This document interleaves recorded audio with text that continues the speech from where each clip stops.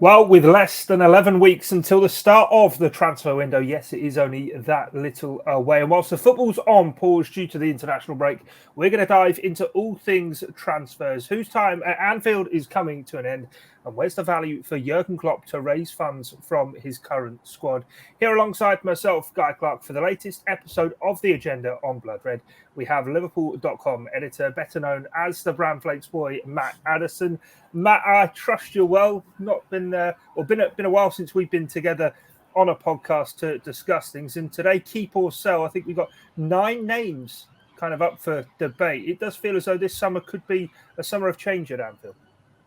Yeah, it does. It feels like a big one, doesn't it? It's certainly a lot of big decisions to be made. I don't think Liverpool will expect wholesale changes. I think Jurgen Klopp's already basically admitted that he's not going to have quite as many numbers next season as what they have at the moment. I think there'll be probably a couple of big decisions to make in terms of outgoings, as I'm sure we'll come to. But I think the important thing for Liverpool is that you don't lose too many of those players. I know what Liverpool have done this season is going to be unprecedented in terms of having sort of 3 or 4 or 5 players missing from each matchday squad. I think you don't maybe want that many. I think that's possibly a little bit too far up that scale. But at the same time, you do need to have a strong squad to go and do what they've done this season again next season. You know, we don't want this to be a one-off. We want it to be that they're fighting on all fronts every single season from now on. So, yeah, some big decisions, but I think probably more of them will end up staying than going, to be honest. It's just a case of which 1 or 2 you can afford to let go. Yeah, as I say, we've got 9 names also. These players kind of entering last couple of years of their contracts at Liverpool, those who have been rumoured with maybe a bit of uncertainty over their futures in recent weeks. We'll start off at the back of the pitch and work our way forward. So in goal, first up, let's talk about Adrian. I mean, his contract seemingly seems to get extended at the end of each season, Matt, but after 3 seasons at the club, is it kind of time for him to move on? Is there somebody else to take that third choice goalkeeping position? Or equally, I suppose, how beneficial has he been on the training ground for Jurgen Klopp? Yeah, I don't think there's any doubt that we're probably not going to see a huge amount of him, if ever again, in a competitive match. But I do think there is an argument to keep him around for that kind of training ground element whenever you see John Achterberg speak, or whenever it's Quivin Kelleher or Alisson. Sorry, it's always Adrian's role being talked up. It's always a kind of a point that they make, really, that it's very much a strong goalkeeping department at Liverpool at the moment. There's obviously players in front of him. He's not going to get back ahead of certainly the top 2 that Liverpool have in terms of the pecking order. But I do think there's a strong argument to keep him around for what he brings really to the training ground. From everything that we hear, he's brilliant to kind of learn from. He's very experienced. Obviously, Liverpool fans won't have the memories that they would like in terms of his last appearances for Liverpool. He has made a couple of mistakes, but I think off the pitch, the respect is hugely there from his teammates. I think he's a big part of this squad, and I think he probably just enjoys being at Liverpool as well. He's obviously had a lengthy career where he's been the main man and he's played elsewhere, but for him to be at Liverpool, I don't think is necessarily a bad thing. So look, it might be that he moves on in the summer, but if he does, Liverpool have got players to come in. I think Marcelo Pitaluga is one that Jurgen Klopp has spoken about in the past. I know he's obviously a huge talent and is one that Liverpool will have their eyes on, probably being the next Quivin Kelleher almost, in terms of going up and being that number 2 eventually. I don't think it's going to be a case of that happening next season or anything. I think it's still a little while away, but listen, if he's been on the bench a couple of times this season, if Adrian was to move on, I think there's a good opportunity for him to step up. But I think it's one of those where you'd probably be happy either way, to be honest. If Adrian stays, that'll be absolutely fine. If he goes, Liverpool have got the options to kind of mitigate for that. So yeah, I'm kind of easy on this one. It does appear like his contract is up this summer, but I think there's an argument either way with that one. Yeah, 35 as well. He's probably fallen into that category now of kind of the training keeper, the understudy, the guy who helps with preparation for the others. And as you say, with the young lads coming through, Quivin Kelleher has certainly moved ahead of him now. But even Pitaluga, as you mentioned there, might even come a time where if he is to remain by this time next season, he might be 4th choice. But he's done his job in that regard of helping to nurture and bring on the next ones. Right, let's move into the defence. A couple of names to throw at you here. Joe Gomez, a lot of talk around his future of recent. And what about Nico Williams as well? Obviously, last summer there were talks of him looking for a permanent move away. He had to do with a loan move to Fulham in January. He seems to be excelling there, but these two guys with more than certain futures, I would say, at Liverpool right now. Yeah, I mean, in an ideal world, you'd keep both of them. I mean, Nico is probably as good a backup as you're going to get, really, for Trent Alexander-Arnold. But the fact that he's gone out and had this bit of a taste with Fulham of playing pretty much every week, he's basically ousted Kenny Tete, I think, as their kind of number one.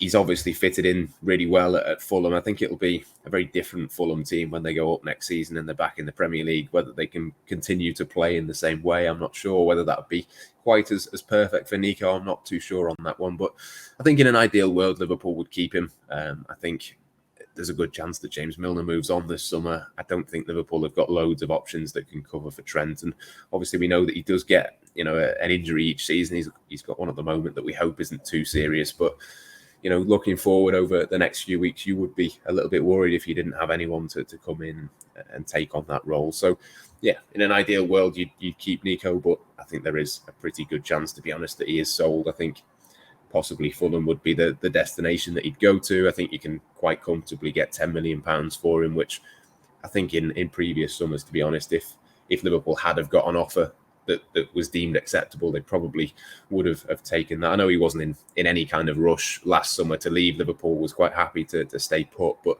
possibly the situation possibly could change given the kind of taster that he's had. And Joe Gomez is pretty much the same, really. In an ideal world, you'd like to keep him. I think he's a brilliant defender. I think he's got a future ahead of him at Liverpool if he's patient enough. But at the same time, he's 24 years of age. There is, a pretty good argument that he could go and play every single week for the vast majority of teams in world football, really, to be honest. I mean, he is a real top-level defender. The World Cup in Qatar is coming up. That's something that will be in his mind, obviously, to get back into the England setup for that. But for me, if I was Joe Gomez, I'd be thinking about the sort of longer term than just now. He's got a long way to go in his career.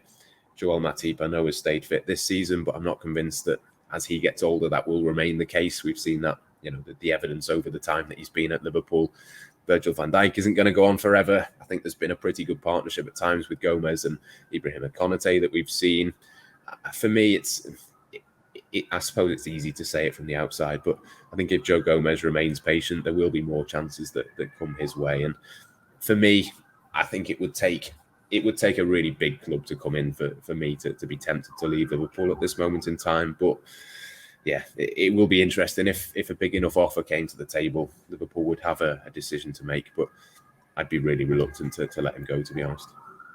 Yeah, no, and I suppose with Joe Gomez in that regard, I suppose a lot of it kind of boils down around to, I suppose, the contract length as well, which with 2 years to kind of go for him as well, it is this year where that decision does really sharpen into the focus, because does he maybe look at a loan move for a year away, come back, and then next year, I suppose Liverpool are maybe in a bit of a compromised position as to if he does then decide, I want to go, the fee they can get for him. As you say, he's 24, he would command a big fee, but equally it's kind of protecting the asset and realising, actually, is he going to stay or is it a case of moving on? Van Dijk and Matip, as you say, both into their 30s. You would feel long-term the future is definitely there for Liverpool for him. It's just a case of if he can see through that, or how fixated he is on ensuring he's playing, because he's missed so much football he'll want to be playing.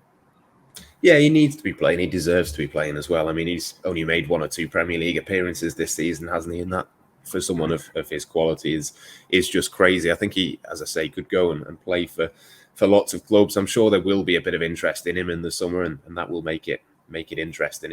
It's just a case of what level of club is it. I think, Aston Villa has been linked. That's kind of an obvious one with Steven Gerrard there. I think there'll be a fair few links to Liverpool players for them moving forwards now. But I don't know, if you're Joe Gomez, would you want to go and play 35 league games for Aston Villa, or do you want to be part of Liverpool and play less but win more and be part of that team and potentially in the future be a big sort of vital cog in this Liverpool team? I don't know quite what Joe Gomez is thinking. I don't know how high up his priority list, each thing is. How important is it to him that he goes and plays for England? I think it's probably easy for me to sit here and say, well, you should prioritise Liverpool over England, but that isn't necessarily what he's thinking. So, yeah, it'd be interesting. I think if a massive club came in and gave Liverpool a massive offer, they'd have something to think about, and the player would too. But at the moment, I'd be slightly surprised if he chose to leave, because there's no kind of signs that he's not happy at Liverpool at the moment. So, yeah, I think it'd be a massive shame if he was to leave. But there is, as you say, that kind of little bit of a question mark over that one. Yeah, 5 Premier League appearances from this year, 1 start in that time, that obviously coming up right back against Norwich, and 3 of those 4 substitute appearances have been 89th minute substitute appearances. So, as you say, hardly any minutes in the league at all for him. Let's move into the midfield. You mentioned James Milner there, of course, his contract up. So we'll skate past him and go into another 2 in that midfield engine room with time still left on their contracts. Naby Keita, Liverpool's 3rd most expensive signing of all time, and Alex Oxlade-Chamberlain, who, I mean, a couple of years ago when Liverpool won the league title, he was one of the unsung heroes of that kind of title triumph, the 4th top scorer. No one outside of the front 3 had scored more goals than him that season.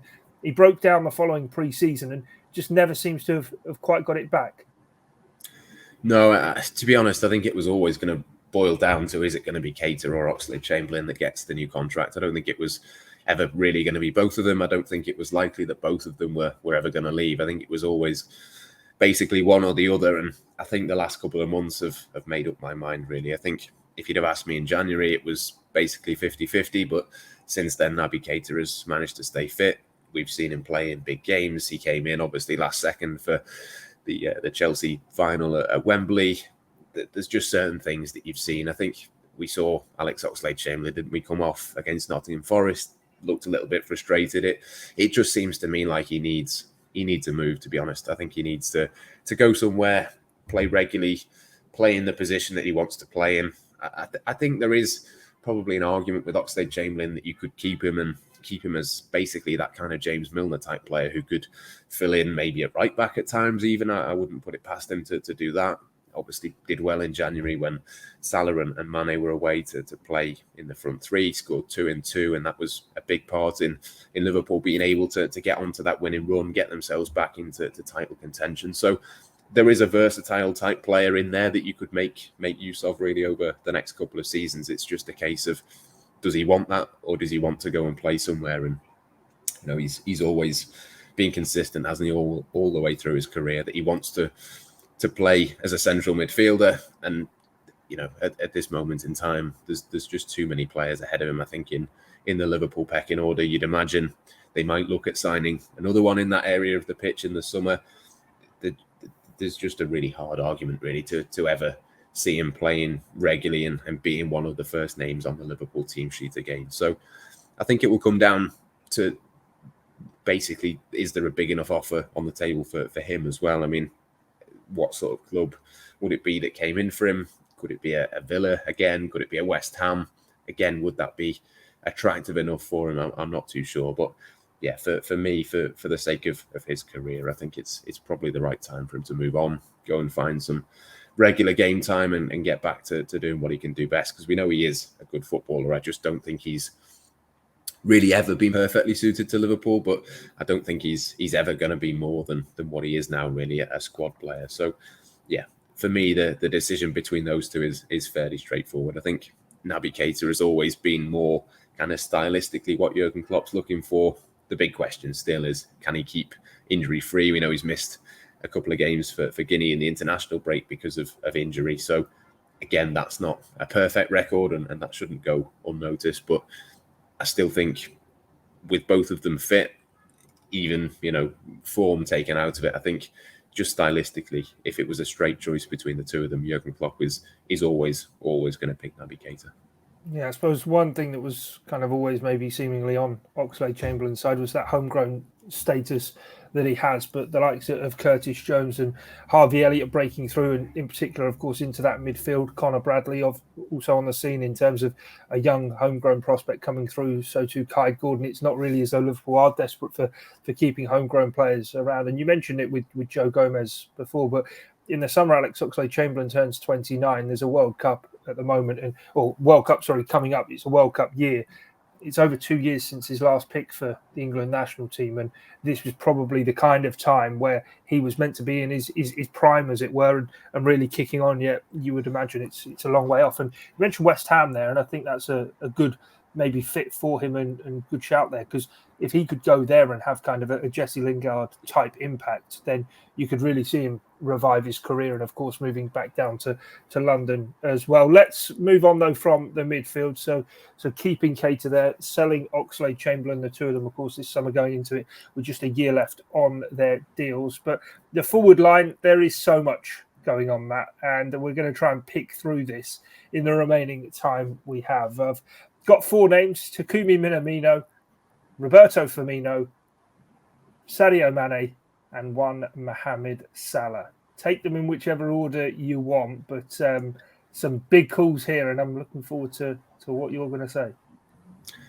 Yeah, I mean, firstly, we should mention Divock Origi, shouldn't we? We know that he's pretty much going to go on a free transfer in the summer. So that's one option that I think you can afford to let go and not replace. We've not seen him play a huge amount of minutes. Obviously, he's had his moments even this season with the goal at Wolves and things like that. But I think you could fairly comfortably let him go, and he can be one that is just let go and isn't replaced. Obviously, Luis Diaz has come in. That extra bit of depth and quality there has been accelerated from the summer to January. So that's one less thing for Liverpool to have to think about. So in terms of pure numbers, I don't think that they're in a bad place. I don't think another forward, given that the Diaz signing, is going to be a massive priority for Liverpool. I think that the midfield is a bigger thing for them to sort out. But of course, that all changes if one of the front three doesn't sign a new contract, or they decide to move them on, or a big offer comes in, or whatever it might be. So yeah, some big decisions to be made. To start with Takumi Minamino, I think what he's done this season in terms of the cups, the goals that he's got, I think he's up to 9 or 10 this season, which is really impressive in a really limited number of minutes that he's played. I think there's a real strong argument to keep him around. The only question mark you'd have really is whether he's happy or not. If he's wanting to play more minutes, he's wanting a bigger role, similar to Oxlade-Chamberlain, he's got to move on to get that, because he's never, ever going to get in the team ahead of the players that are in front of him. So right now, I think there's a pretty good chance that he sticks about and plays a similar role next season to what it is. But I've actually been looking at kind of the games that Liverpool have got left this season, and I'm not convinced that Takumi Minamino will play again, to be honest. I think, all of the games now, the semi-finals, the league games, they're all big games. As long as there's no big injuries, you are struggling really to see where he gets any minutes. So if he does... I suppose in the Champions League and the FA Cup, though, these 5 subs, isn't it? So, I mean, Benfica, second leg. Yeah, maybe, I mean, if Liverpool were to go a couple of goals up against Benfica in the first leg, maybe there's a chance in the second leg. Maybe against Watford, you could play him in that game, but there's not loads of chances, not loads of games where you would think that was a possibility. And I mean, I know it's 5 subs, isn't it, in those games, but even then you've got other players to come in. You've got Jota, you've got Luis Diaz. Whoever doesn't start is going to be coming off the bench ahead of him. I think there's still a bit of a question mark really in terms of where he gets his minutes from here on in. But for me, that wouldn't change anything. I'd still keep him next season. But if he wanted to leave and go somewhere, there's an opportunity for Liverpool to make a fair bit of money on him. I think you could easily demand 20 million for him, given the goals that he's got this season. And yeah, it'd be a slight surprise if he was to leave, but you can kind of see the argument.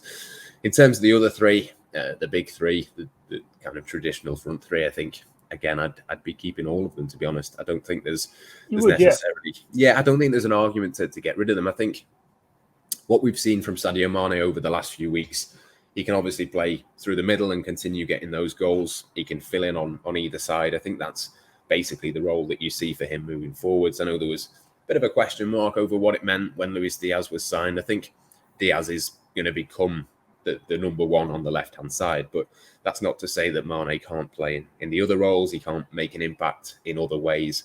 I think, listen, if a massive offer came in, you'd be tempted by it, but I just don't think there's really a market for a player like him at the moment. I think the clubs that you could see him going to are probably going to have focuses elsewhere.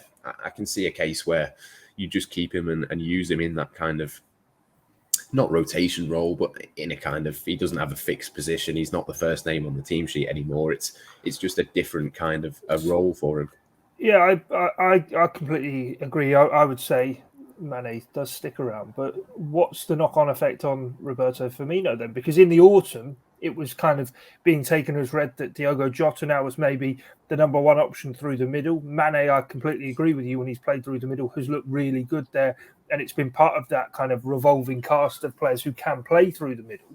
But if Takumi Minamino is hanging around as well, I mean, where's the space for someone like maybe a Kate Gordon to break through to even see the first team or some kind of minutes? I mean, surely there's got to be one of the front three can't go from being a starter playing 40 games a season for 4 years in a row, whatever the number's been for those guys, to then all of a sudden go, oh, you know what, actually I'll miss out on the squad fairly often, and not through injury, but through the fact that I'm not being selected. And that will be a big culture shock, surely. For me, the full guy's Roberto Firmino.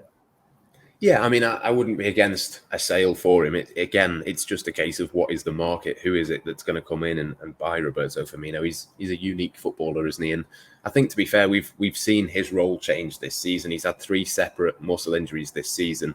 He's not been playing as much. Even when he has been fit, he's tended to come off the bench. For me, it's certainly not one where I'm saying give him a new contract and make him a big part of the team. I'm just saying probably don't sell him, but probably don't offer him a new contract either. I think he's one that you could just let that contract run down. I think, you're not going to get mega money for him anyway. I think there's a role for him next season, and then obviously you can let him go if that is the case, or if he does, stay fit for the entirety of next season, gets back looking good again, you can kind of make the assessment then for me. I take your point, but surely in terms of the way that FSG run the club and how Liverpool do look to make money from the players they have to then add to the pot that they may already put aside for investing in players. It's not just a case of it sells or buy. We know that's definitely a myth that has been very clearly busted with kind of the Luis Diaz signing in particular, as well as the likes of Jota and Thiago arriving, as well as Konate through the impact of the pandemic. But when I look at it, I know there's been a number of players whose contracts have run down, Sturridge, Lallana, Wijnaldum, that Klopp is happy for them to reach the end of that contract and say, that was the agreement we had, you're going to be contracted here till that length, and then you part ways and we're happy for you to move on without a fee. I don't see it playing out that of Salah, Mane and Firmino, one of those isn't sold to get back some money. I mean, off the top of my head, that's over £100 million worth of talent invested into the team there in transfer fees.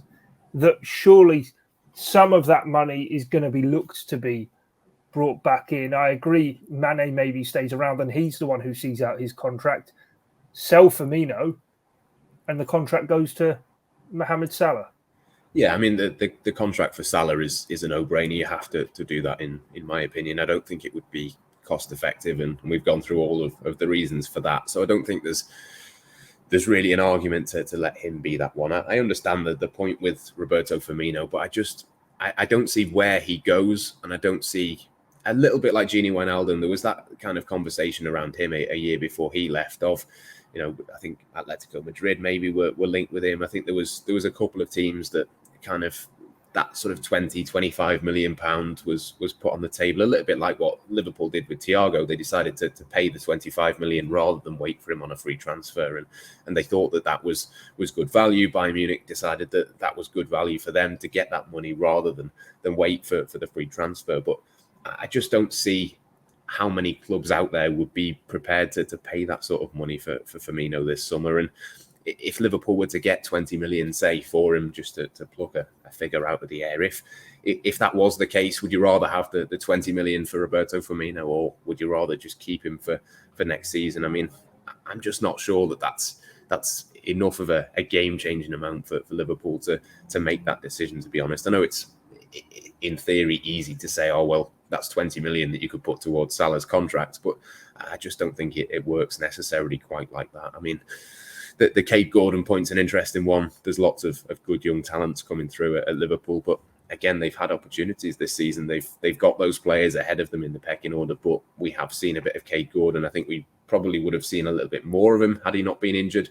I do think that there's a balance to be struck there, but I don't think it would be a case of sell Roberto Firmino and one of the youngsters steps up. I think if you let one of the front three go this summer, you've got to go and get another one and make sure it is that front five, Minamino behind them. Otherwise, Liverpool are not going to compete on as many fronts next season. They're not going to have the same kind of season as what they've had this season. So for me, it's a case of if you sell Roberto Firmino this summer, who do you get in instead of him? Is it cost effective? Is it more cost effective to keep him? For me, it's more sensible, I think, just to keep him around because he is a unique player. He's a player that is still valuable to Liverpool.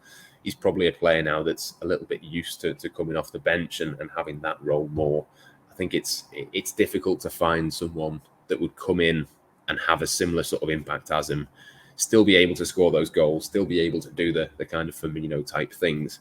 I think to have that kind of transfer pitch to replace him is probably going to be quite costly. So for me, it's a case of just stick with what you have. I think Salah and Mane have to get new contracts, but for me, Firmino probably doesn't. But at the same time, I probably wouldn't sell him either, to be honest. Right, okay. Paulo Dybala's there on the market. He plays a similar type role, but let's not get into that because his wages would be absolutely extravagant.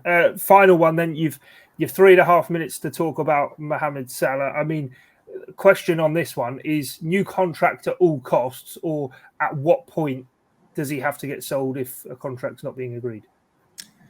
Well, it can't be at all costs. Again, we've been over this countless times, haven't we? It can't be at all costs because Liverpool have a wage structure. They know that, if Mohamed Salah was to come in on a crazy amount of money, then suddenly everyone else can kind of make that argument as well. I mean, I think that's true to an extent. I'm not quite convinced that Virgil van Dijk, if you said to him, would you rather Mohamed Salah left or would you rather Mohamed Salah was paid fairly in line with what you're paid? I think he'd rather just keep him and be a part of the same team as him rather than him going somewhere else. But I don't know. I still feel like it's one that will get done at some point because, again, I think Mohamed Salah knows that there's not really a better place for him to go. I know there was... Right, okay. Hypothetical question here. Mm-hmm. Kylian Mbappe leaves PSG. They get a new manager in. £150 million bid arrives for Mohamed Salah. What are you doing? I mean, it would be almost impossible to say no to it, wouldn't it? But for me, it still comes back to, would Mohamed Salah rather play for Liverpool or would he rather play for PSG? Where would his agent rather take him? I think it's the question. Exactly. That's where that line has got to be drawn, isn't it? I think there's clearly a push from his agents and his representatives to get what he feels he is deserving of, but at some point you've got to balance that up, haven't you? Would you rather get the extra 100,000 a week, or would you rather play for Liverpool? I think, again, it's easy for me to say this, but it would feel like an obvious choice to me. I think to go to PSG would be a step down. I don't think there's any doubt about that.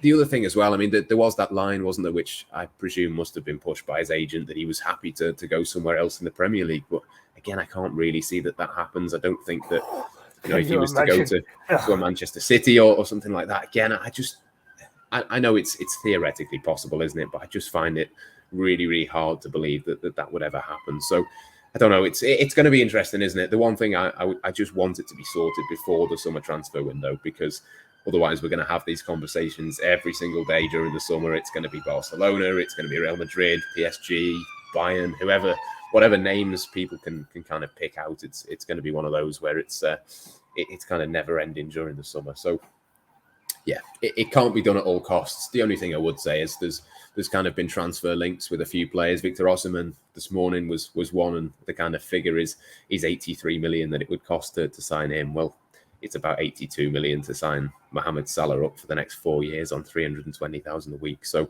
I don't know. There's got to be a balance. I still think it's more cost effective for Liverpool to keep him rather than replace him. And I still think it's the best place for him to play his football. So I can't see him going anywhere, but the longer we have to wait, the more worried you're going to get. And if they got 22 million for Roberto Firmino, it'd only be 60 million pounds over 4 years there to pay for it. Anyway, that's all we have time for this edition of The Agenda. Thanks for joining myself, Guy Clarke, and Matt Addison. Do leave your thoughts in the comment section below. And for those listening, wherever it is you get your audio on demand, thanks as ever for joining us. Bye for now.